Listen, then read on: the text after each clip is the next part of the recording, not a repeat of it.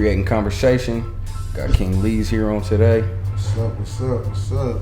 Just want to thank you for coming on, being a part of this, Creating Conversation. No doubt, man. I appreciate people coming together and doing stuff like this for artists around here.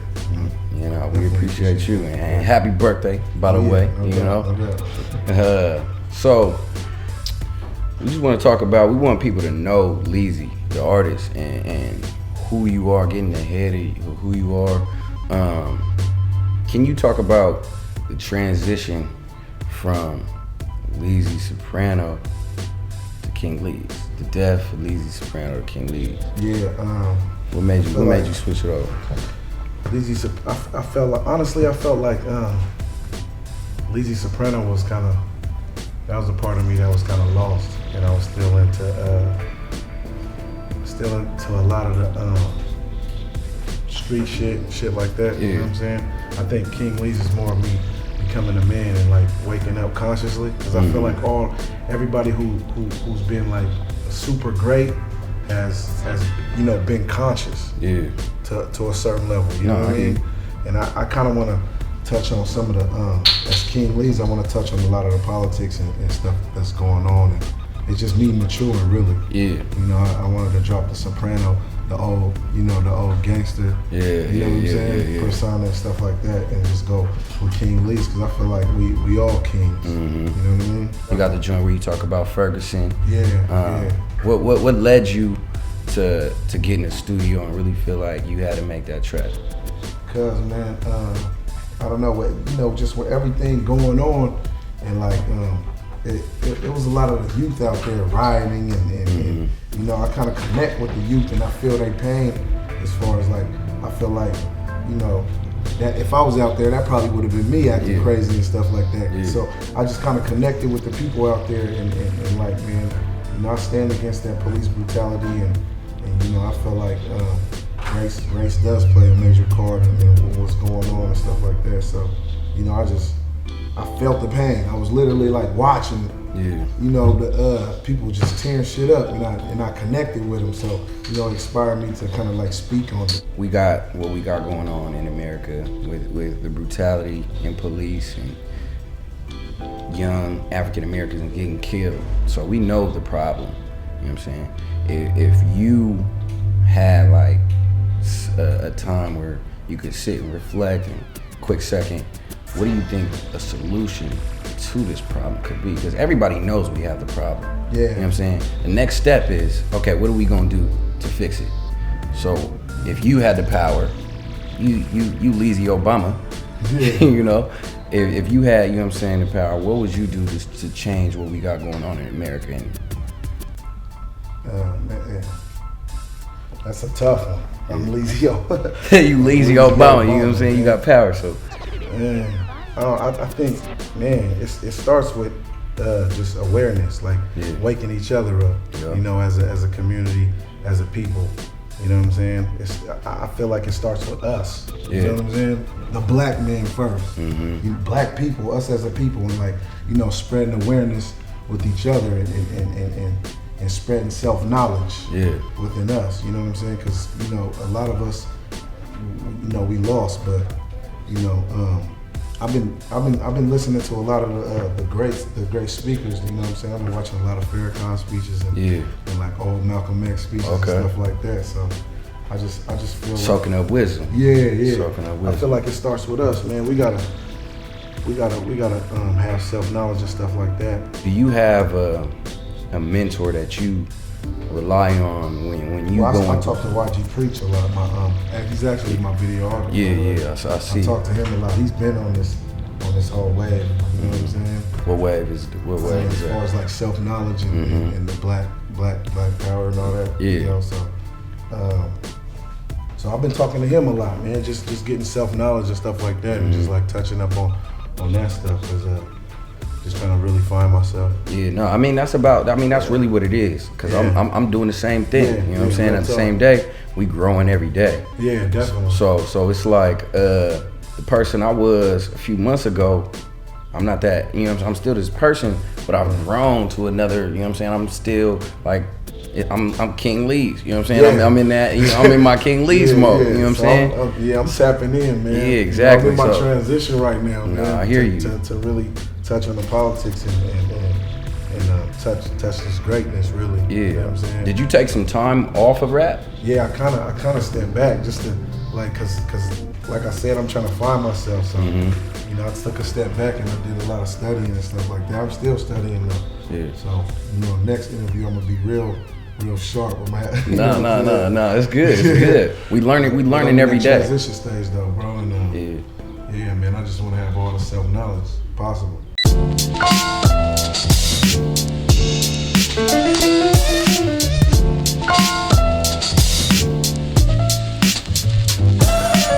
What is the American dream to you, and how do you obtain it? In my eyes, I think the American dream should be for everybody to want to be like their own boss, their own businessman. Like everybody should want to be owners. As a black woman, I don't want the American dream because I'm terrified to raise a black man in America. What do you think about the growing disconnect between police and the African American community? See, my whole family lives in the East Coast, so the killings and the police corruption and all that is nothing new. I mean, my cousin was like shot, I think 3 times in the back for the wrong place at the wrong time during a crack raid. So I mean, it's the same things happening. It's more brought to light now, so people are getting more angry about it. I think it's getting worse. Just the bad effect towards what people think about cops and what people are going to know about cops and everything. They're growing apart from the people. Do you think social media is having a positive or negative impact on today's generation? I think it's both. So I think social media has a positive and a negative impact on this generation as far as exposure. A lot of young individuals are using social media to expose themselves and create their own businesses. So networking, things like that. It's a little negative because at the same time, social media is open for everyone, so everyone has an opinion, and a lot of people bully over social media. You got the people using it, showing all the fake stuff, showing stuff that they really don't live. But I mean, it just goes both ways. It's positive because of the exposure and the networking that you can do because of it, but it's negative in the fact that I think this generation is unable to communicate face to face with one another. I think everything is a text message, everything is a DM, everything is commented. I feel like people lack that face-to-face communication that it really takes for you to thrive in a corporate world, in a business world, in any world. You're going to need face-to-face communication, and I feel like that's really what lacks. Every 26 seconds, a teen drops out of high school, resulting in 1.2 million dropouts. What can we do as a community to change this? You have to reach them at their level instead of hierarchying over them, if that makes sense. You have to get it to a point where you have an understanding with them that education is important because it's the only way you take a step further. I mean, you're in a system already, so you don't want to get below that system even more by dropping out and just making it tougher for yourself. I think just promoting the positivity of high school. I mean, personally, I had a great experience in high school. I know all my friends had a good experience in high school. And I think a lot of people can just grow and benefit from going to high school. So I think just promoting kids as they grow up to just let them know that high school is definitely vital to not only education, but your life after high school.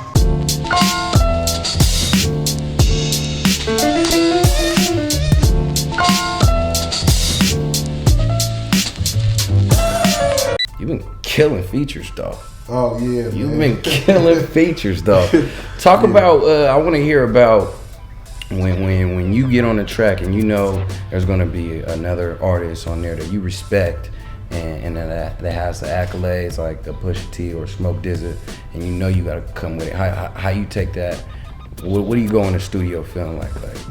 It's. I mean, I feel like steel sharpens steel. You know what I'm saying? So.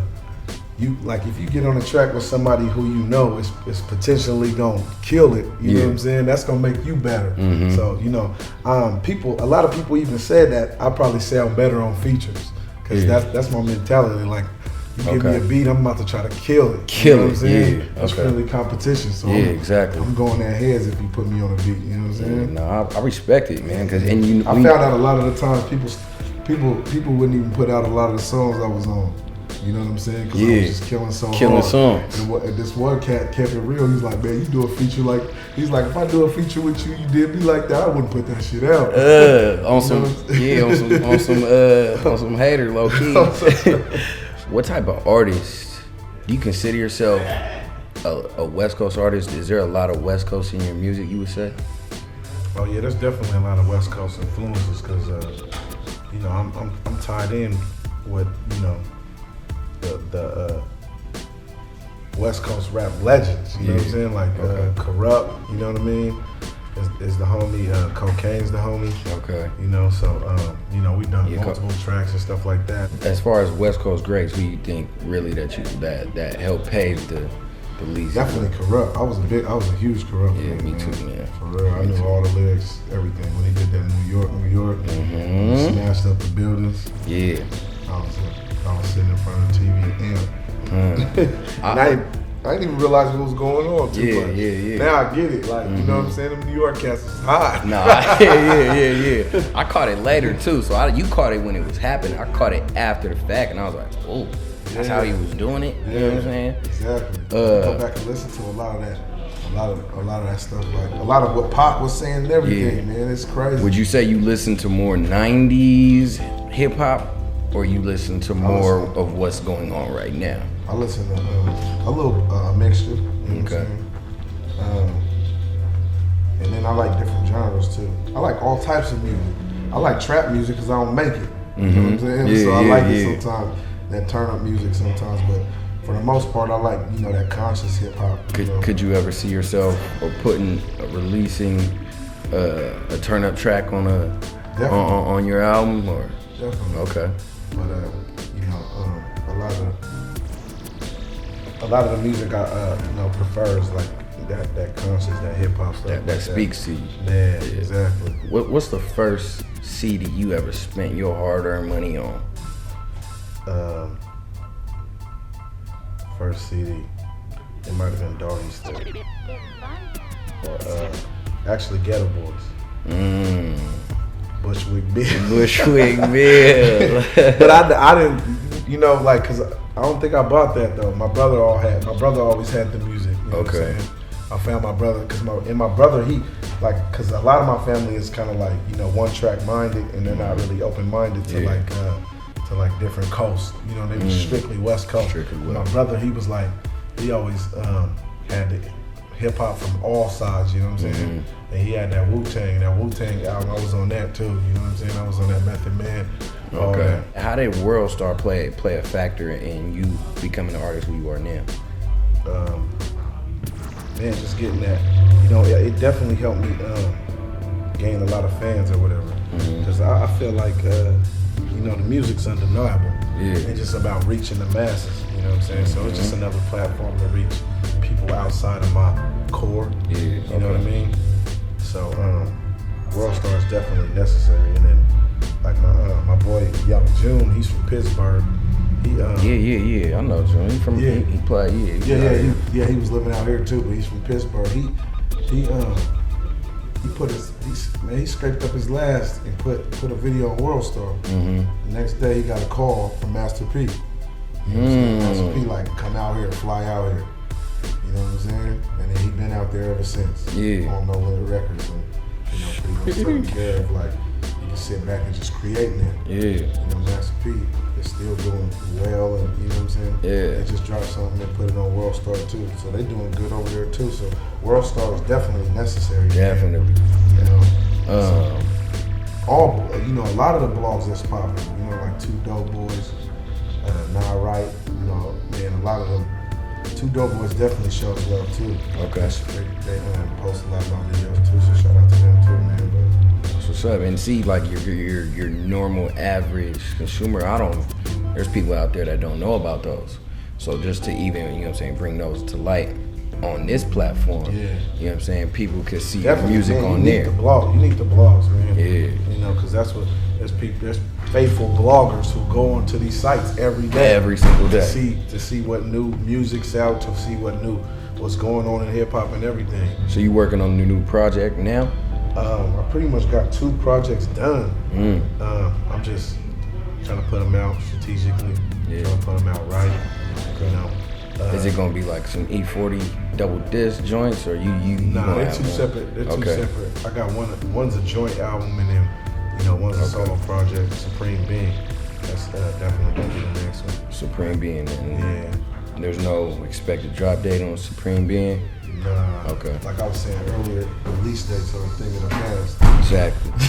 Exactly. You know, ain't nobody got no release date no more. You know, people just drop shit. I mean, it's the new marketing way. You know what I'm saying? To really, I mean, if you have a following, it works perfect. Exactly. You know what I'm saying? So you gotta follow it. If you build your platform up, definitely. That's really what I'm trying to do before I really drop some solid, some solid music. Keep building that platform. How do you feel like being from Tacoma? Is the pros and the cons of it? Do you feel? Man, we gotta work hard. We gotta work 20 times harder than the average artist because seeing from where we from. Exactly. And like I said, with that support, I feel like in these other, and we're such a small market, we don't have the support of our other local artists. It just makes it that much harder. You know what I'm saying? You gotta grind, man. You gotta definitely be in this halfway, man. You gotta, like I said, you gotta work harder than any other artist being from Tacoma. Exactly. You know what I'm saying? You gotta really put yourself out there and really if you know people in different states and things are going on elsewhere, you gotta really figure out how to get to these places and just be everywhere.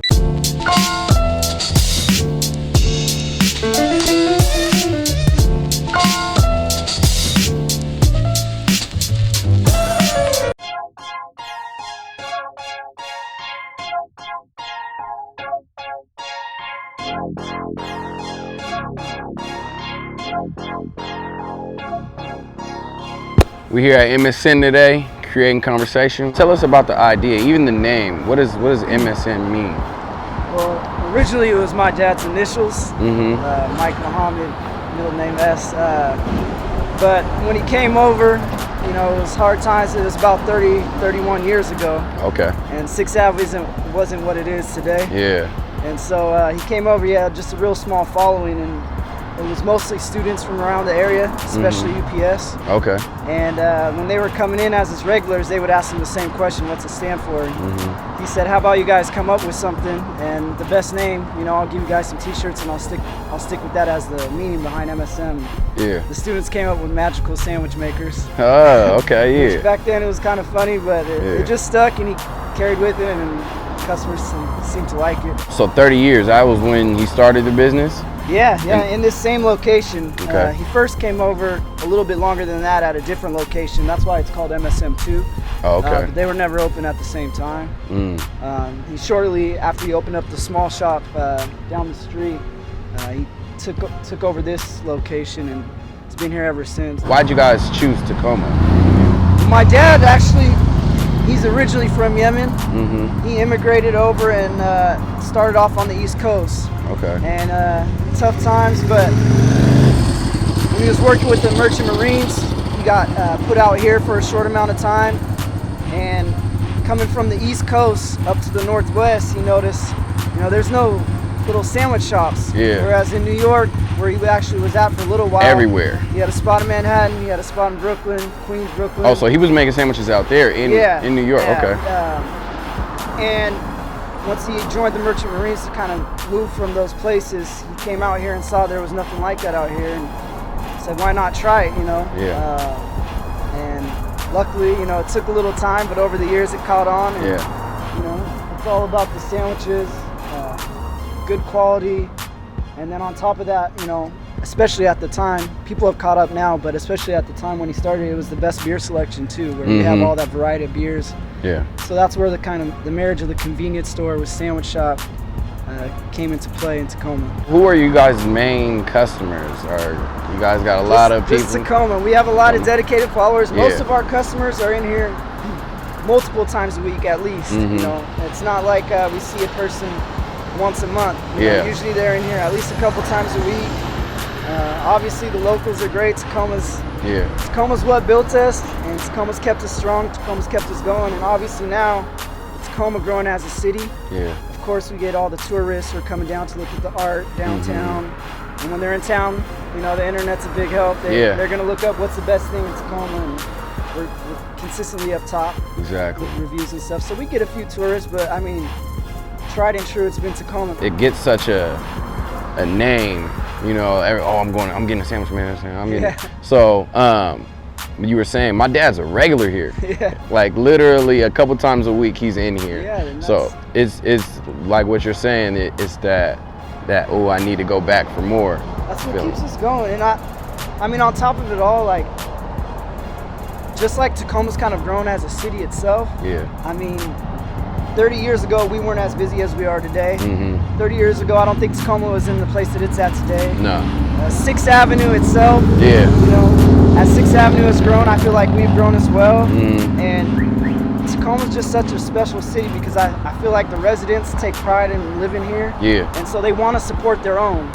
And Tacoma and MSM, like MSM is Tacoma's thing. It's not a huge franchise that saw Tacoma growing and wanted to supplant themselves. It's something that was here. It was here, it started here, and as Tacoma grew, so did MSM, and so it's like everybody's supporting everybody. And that's the thing, that's our main thing behind creating conversation, is we want everybody to support everyone in Tacoma. If somebody has a product that they feel like is support worthy, or they know the person that's doing it, it's just support. Absolutely. Because without us, there is no MSN. So we want to make sure that people keep coming back and keep buying and keep getting these sandwiches. What's your favorite thing? What's a couple of your favorites on the menu? Oh man, you ask me that all the time. I mean, I literally eat here at least 5 days a week, at least 2 meals a day. So I switch it up, but I can tell you, obviously, the Mike's Lux is our probably signature sandwich. It's the most popular. It's our biggest seller.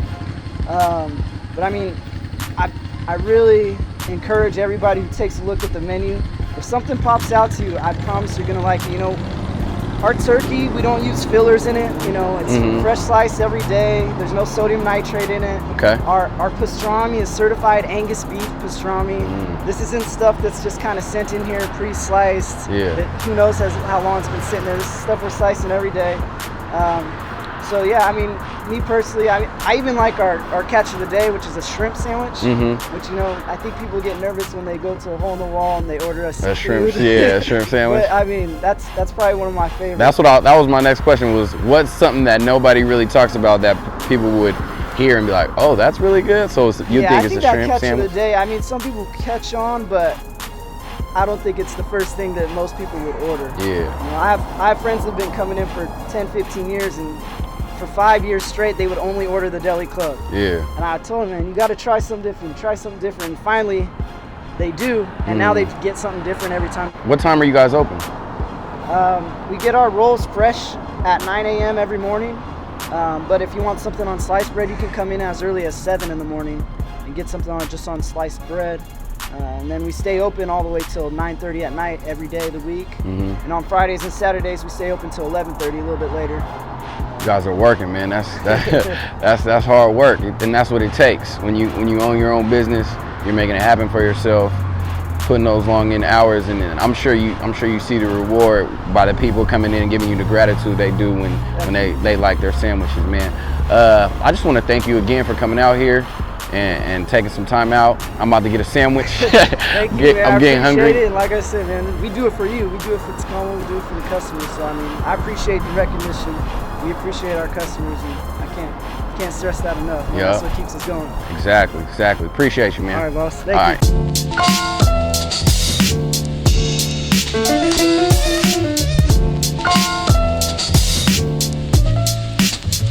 you. what's the next step in rappers working with each other, producers working with each other? Is there anybody in Tacoma that you really respect their music and you're like, man, I can't wait to work with that person? Yeah, I'm about to work with L-Rock next. Okay. You know what I'm saying? We have been talking about working in the past, so I definitely gotta knock that out. Me and Kelly Reed gotta do some more music. And you know, man, I'm willing to work with anybody that's dope. You know what I'm saying? Out of Tacoma. Just holla at me. Yeah, really, that's what it is. But you got a song? I'm pretty much open-minded to it. Like, you got a song with Rip? Yeah, definitely got a song with Rip. Song with Roderick. Yeah, definitely. Those are the cats I talk to like on a regular, like Rip. I just got off the phone with him. Yeah. You know what I'm saying? So we talk on a regular, but yeah, man, I'm all for bringing Tacoma together and working with all the artists. We need to take that next step if we're all gonna, like you said earlier. Man, we definitely need to come together, and I'm making steps to try to, you know, influence that unity. Yeah. You know, you know what I'm saying? It's no reason why one person should drop a video and nobody reshare it. I feel like all the artists should be resharing. Anytime any artist drop, and you know, I've been starting to do that lately, just sharing other people's music and stuff like that to my followers and stuff like that. But yeah, man, it just comes, it's full circle. You know what I'm saying? If you do that for him, boom, then you're gonna do that for you. You just know good vibes all around. King Leez, as an artist, what do you want to be remembered by? Like when they say, okay, Tupac's gone, we know that he was the most motivational, you know, boom, boom, boom. Tupac was Tupac, Thug Life. Yeah. What does King Leez want to be remembered for in his music and his what he voiced to his people? Man, you know, I want to be able to you know, wake people up. Definitely just want to be remembered as on a positive tip, influential. You know what I'm saying? Influence other artists to, you know, grind and go for what they believe in and give it their all. And stuff like that. So yeah, I just want to influence people, inspire people. Is there anybody in the game right now that you feel like has that same mentality as you, and you really respect what they got going on as far as anybody? You know what I'm saying? It doesn't have to be in the game, but it could be anybody, anything. Because the reason why I asked what you just said made me think of Nipsey. Because when I hear the Marathon, I still listen to the Marathon. Marathon came out like 5 years ago, 6 years ago. Marathon got me through college, nigga. Like, you know what I'm saying? I'll wake up, I'll have a paper, I'm slapping keys of the city, and I'm like, I gotta do this. You know what I'm saying? I gotta do. You know what I'm saying? It just pushed me. It pushed me. You know what I'm saying? Motivated me. Definitely. So is there anybody when you feel like you get that motivation from, and you're like, okay, I gotta go harder? Nas. I listen to a lot of Nas. You know what I'm saying? Nas does it for me. And Kendrick, man, Kendrick's killing it. Kendrick's killing it. I listen to Kendrick and J. Cole. That J. Cole album was fire too. So. If you had to give some game to like a young artist right now, and who was on the up and coming scene, what would you tell them to get to the spot that you are, to get where the spot that they want to be? I tell them utilize their connects. That's the biggest, man. Networking. Yeah. That's the biggest thing, man. Just, you know, get to connect and make sure you keep in contact with people, because I think people management is like the hardest thing for people. You know what I'm saying? It's hard to keep up with people, especially for artists, because you guys are so gifted in an art way. Exactly. You know what I'm saying? So that it's hard to talk and connect with people sometimes. And it's an independent game, but if you can get somebody to kind of take that weight off you to where you can just focus on creating, you're in a good position too. But nowadays, artists have to play many faces. You know what I'm saying? It's all love here, and we want to thank you for coming on Creative Conversation. Any place where the people can reach you and your music, you can get that outlet right now. Log on to kingleez.com. Follow me on Twitter, King Leez. King Leez on Instagram, King Leez on Facebook. It's a Tacoma thing, man. We out of here. Creative Conversation. I believe that if you have a dream, if there's something you want to do, you have to start speaking it into existence. Yeah, definitely. Because you're going to believe in yourself before anyone else ever believes in you. I had to believe in myself. I had to believe in my speaking ability before anyone else ever would.